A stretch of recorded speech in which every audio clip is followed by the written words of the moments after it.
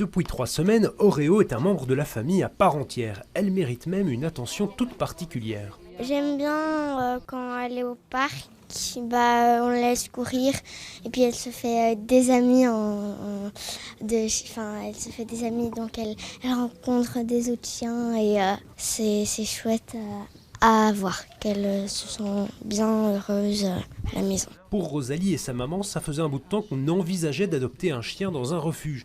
Et le confinement a accéléré les choses. En période de confinement, où on a du temps, on a beaucoup de temps, je me suis mis en quête au niveau des refuges qui m'ont contacté il y a 4 semaines en disant voilà, on a un terrier croisé, est-ce que vous voulez venir le voir? Il est prêt à l'adoption.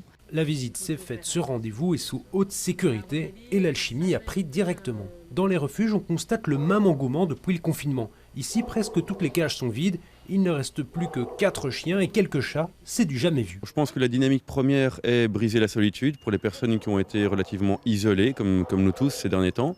On voit que ce n'est pas juste une humeur. Les gens ont pris conscience qu'il était temps de changer leurs habitudes et avoir un compagnon de route, en compagnon de balade, est quelque chose de fort sympathique. Reste à espérer que les abandons n'augmentent pas avec le déconfinement. On prend quand même toujours au sérieux les adoptions. On pose des questions pour savoir s'ils auront le temps hors confinement.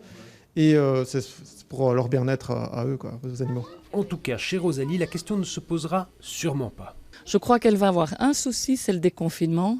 C'est-à-dire qu'elle a été abandonnée donc quand on n'est pas là. Alors là, l'abandon va peut-être prendre le dessus.